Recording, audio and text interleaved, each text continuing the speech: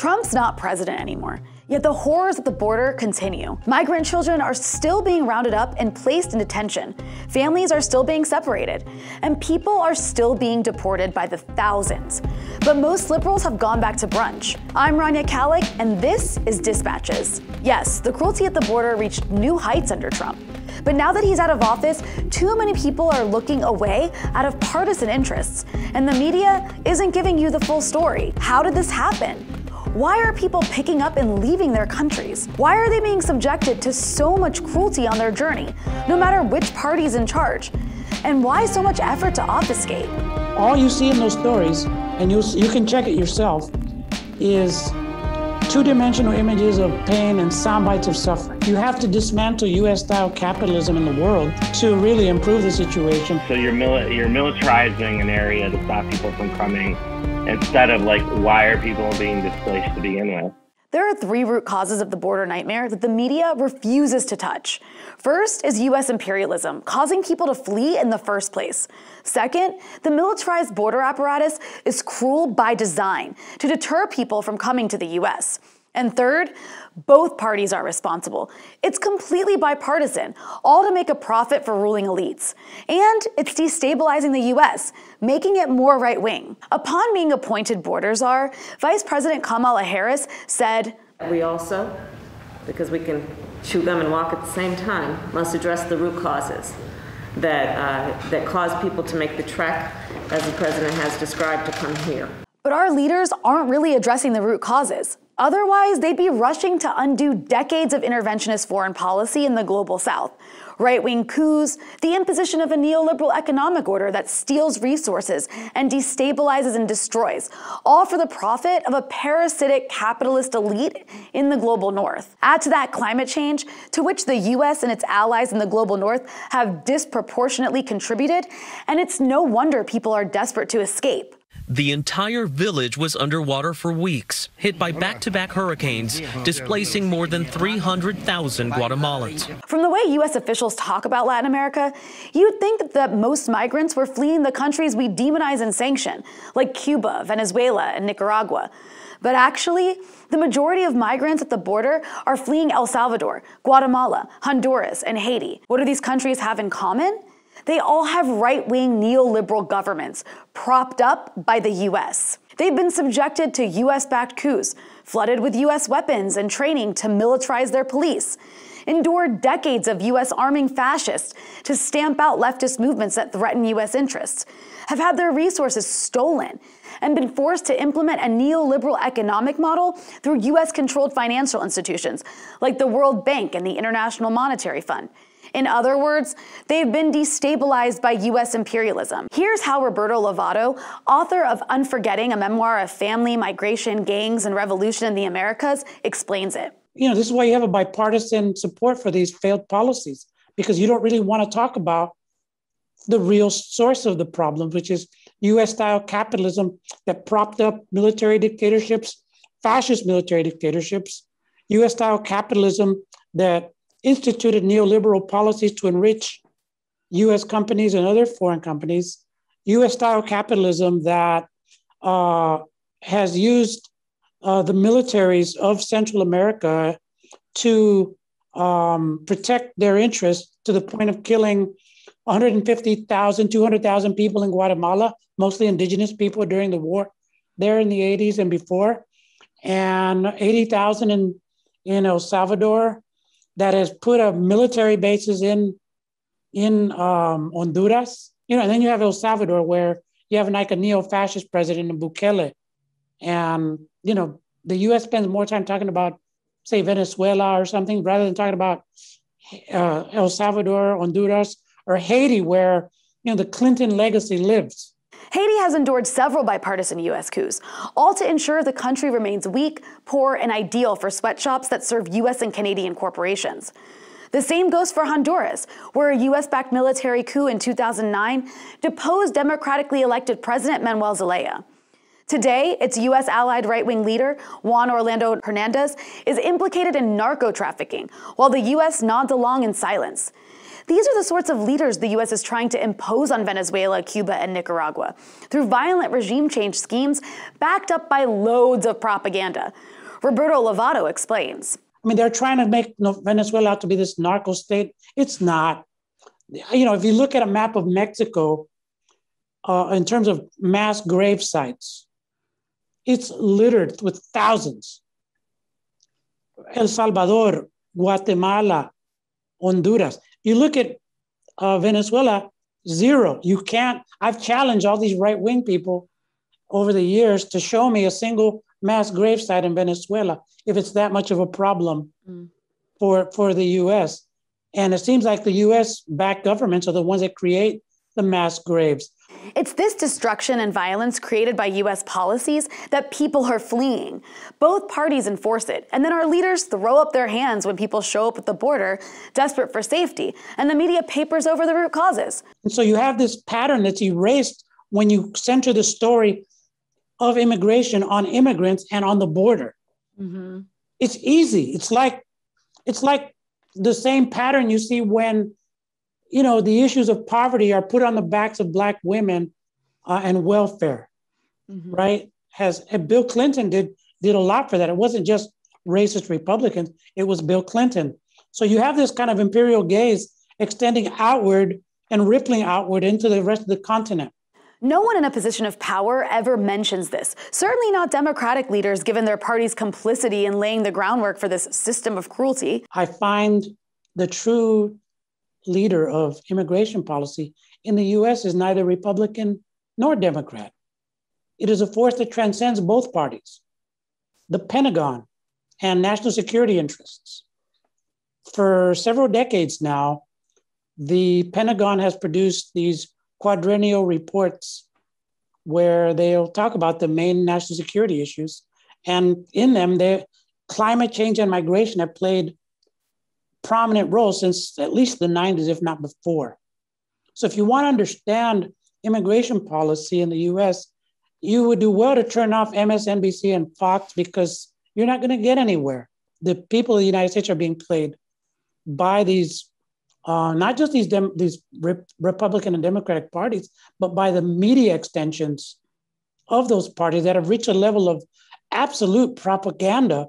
The liberal media is invested in creating this wedge between Trump fascism and Obama and now Biden.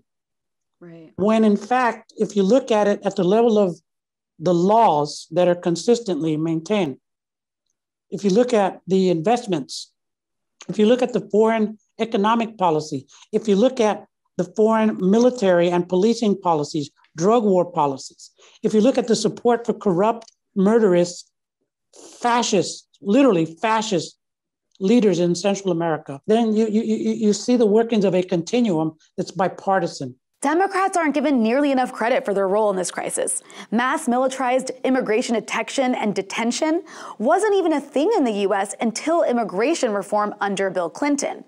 Todd Miller, journalist and author of Empire of Borders, The Expansion of the U.S. Border Around the World, has documented it. I think a good suggestion for anyone watching this is to go to the 1995 State of the Union and look up Bill Clinton Immigration State of the Union. And it sounds like something Trump would say, really.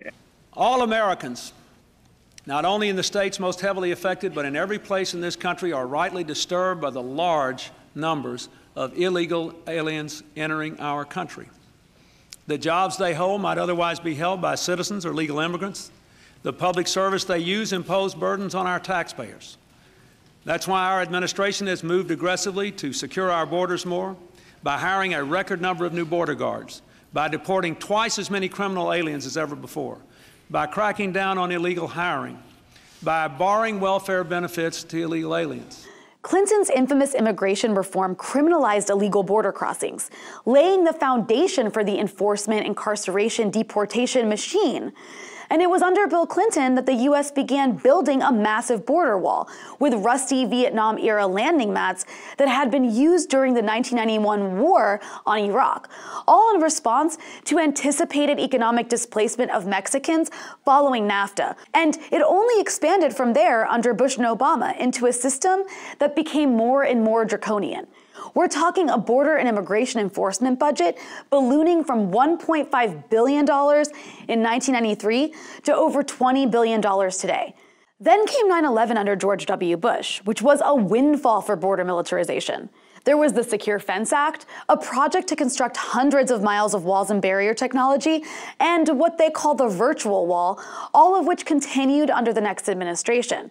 As Todd Miller puts it, it's like the Democrats pass the baton to the Republican, and you see the bipartisan nature of this. But the greatest expansion of border militarization happened under Obama, something he took pride in. We do have to deal with our border, so we put more border patrol on than any time in history, and the flow of undocumented workers across the border is actually lower than it's been in 40 years. There's a reason immigrant rights groups in the US labeled him the deporter-in-chief. The Obama administration expanded detention and prosecution of border crossings to unprecedented levels. Separated families, yeah, he did that. And deported more people than any other president in history, possibly more than all presidents combined. At the time, the Democrats were largely silent because it was their side doing it. There was barely a peep of outrage as Team Obama deported 2.5 million people, including tens of thousands of parents of US-born children, who were needlessly separated from their parents indefinitely and turned into orphans. The expansion of secure communities, an immigration enforcement program launched by George W. Bush, was dramatically expanded under Obama and led to tens of thousands of deportations, supposedly of people who had committed crimes. Obama insisted it was meant to deport gangbangers. If we're going to go after folks who are here illegally, we should do it smartly and go after folks who are criminals, gangbangers, people who are hurting the community.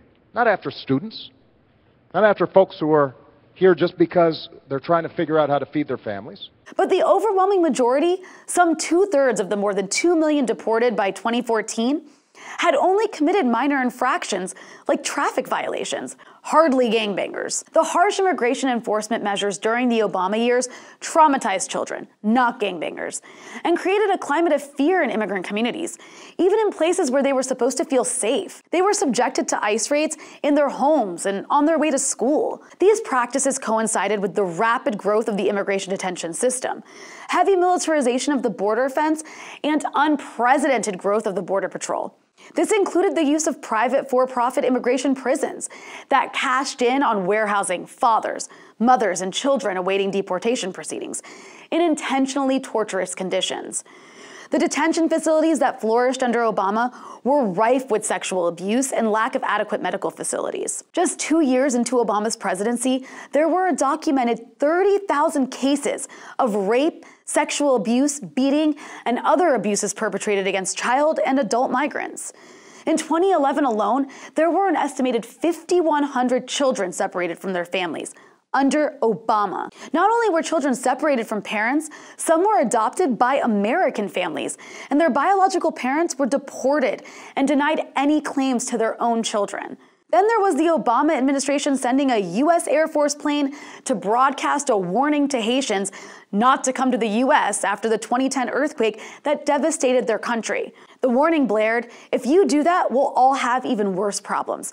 Because I'll be honest with you, if you think you'll reach the U.S. and all the doors will be wide open to you, that's not at all the case.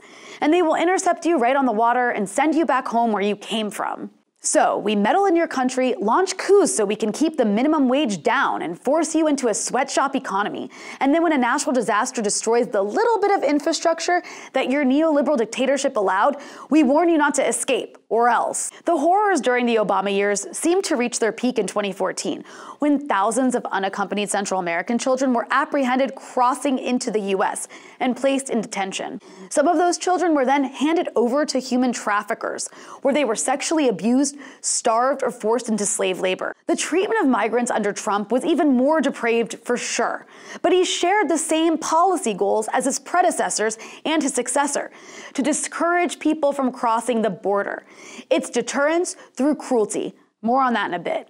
As Todd Miller explains, and so by the time Trump gets into office, there's a $20 billion budget. He's got all this stuff. He's got every single possible thing at his disposal that he could do all that he did in the last 4 years. It was all there for him. He had a border patrol that was 21,000 armed agents. He had all these walls already. He had so much technology.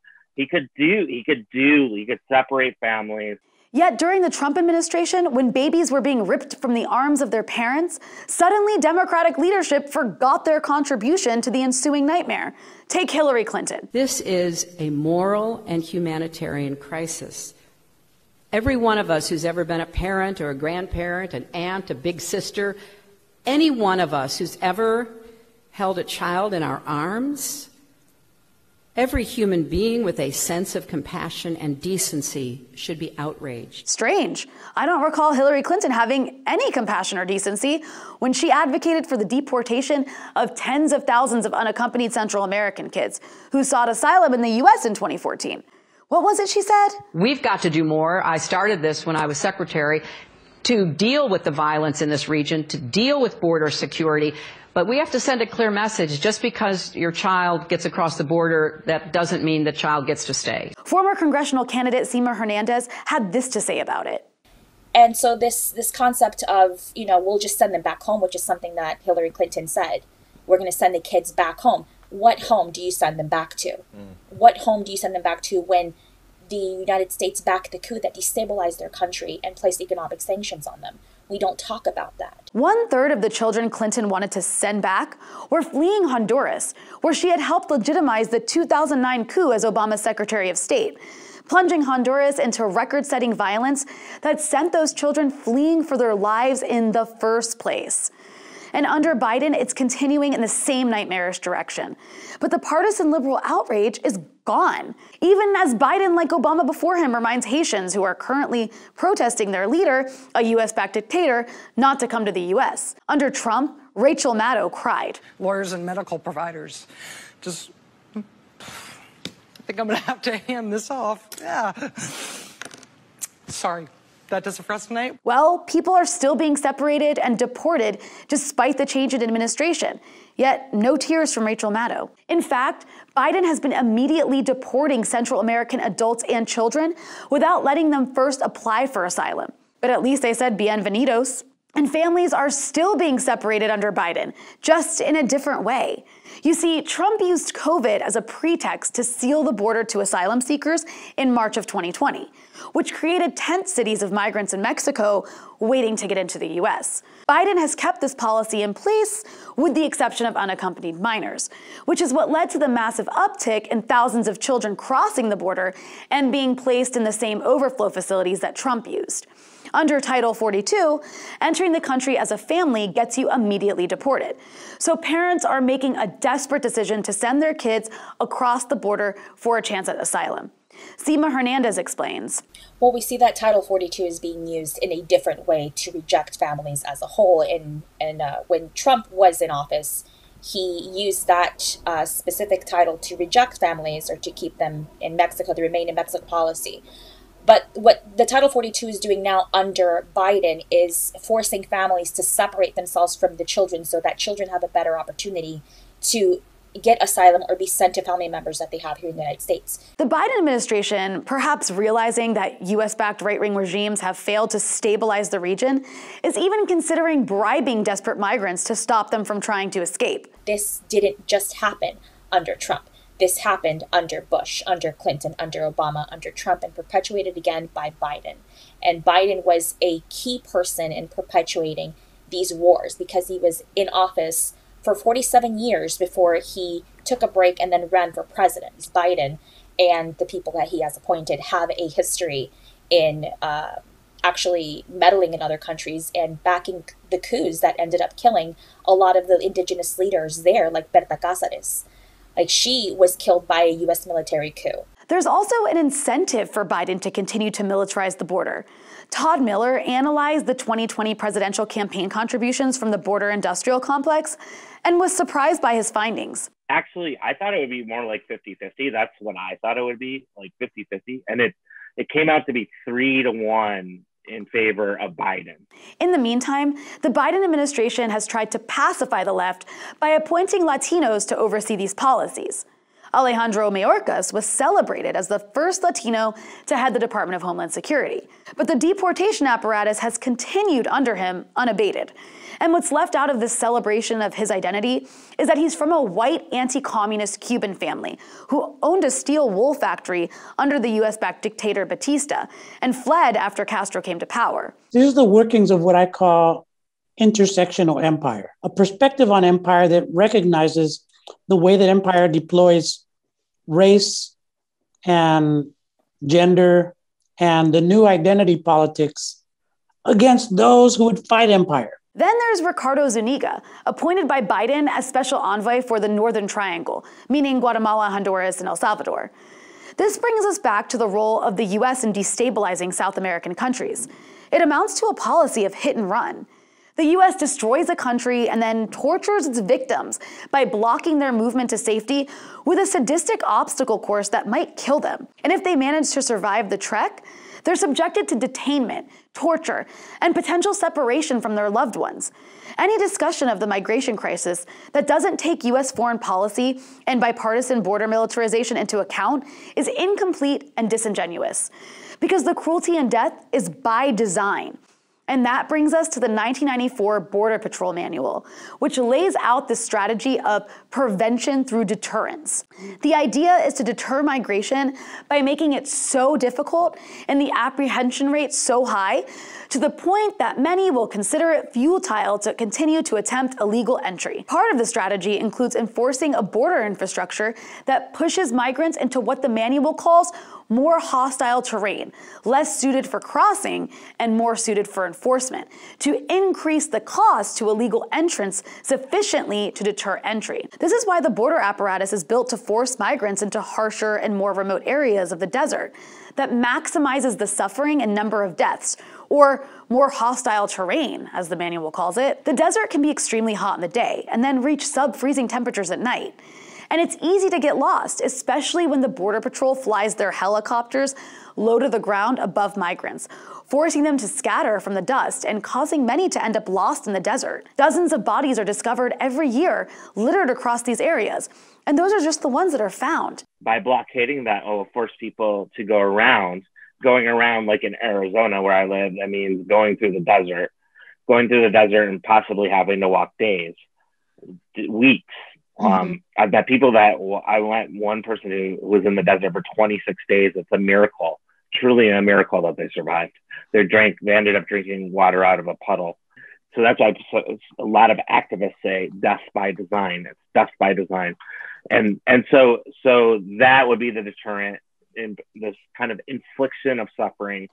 The weaponization of the desert. Humanitarian volunteers with No More Deaths are regularly harassed for leaving water around the Arizona desert.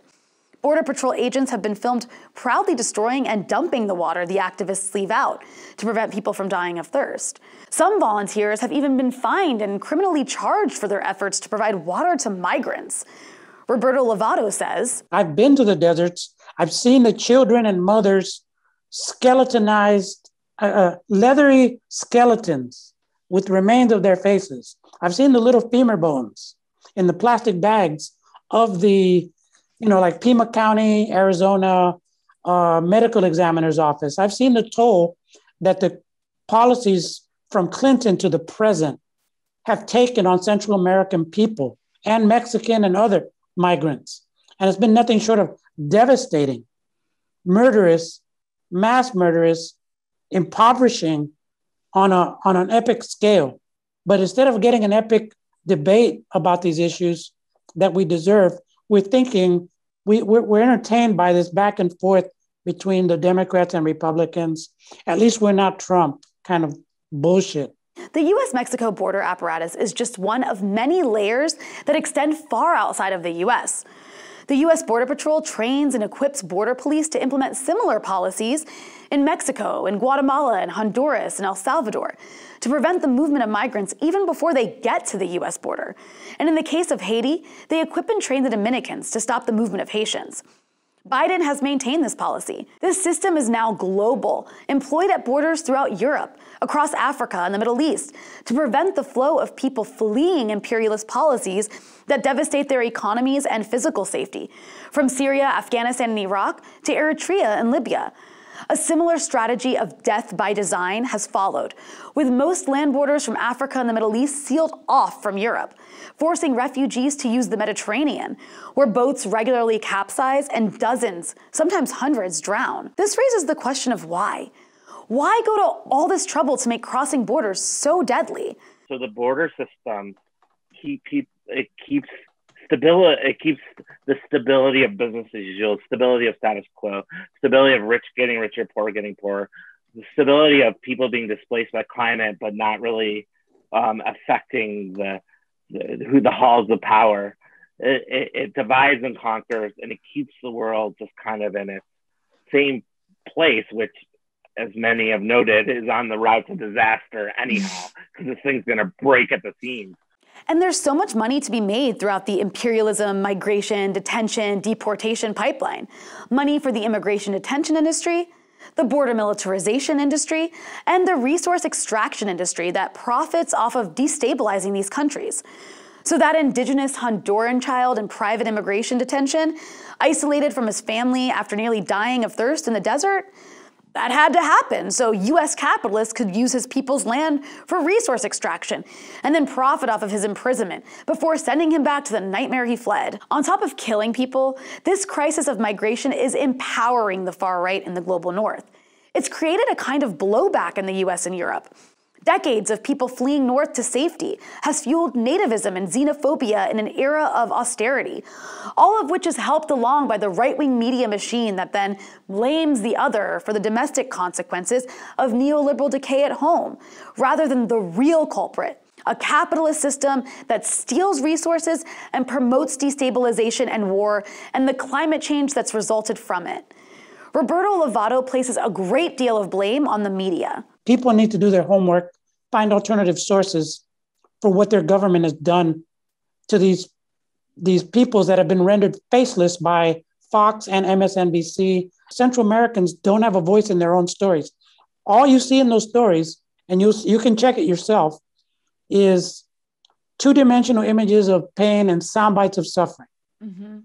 So first thing that needs to happen is an acknowledgement of the failure of the economic, military, and media systems to tell us what's really going on. And then that could be followed by a formal apology from the government of the United States to the people of Central America for decades of support for some of the most murderous, vicious, monstrous, fascist military dictatorships and militaries in the hemisphere. Seema Hernandez wants people to understand the real root causes. The children and families are coming here because of the wars that we are waging in other countries. And we need to stop these wars. Wars are what causing these little children to be in cages, which is what you guys are crying about.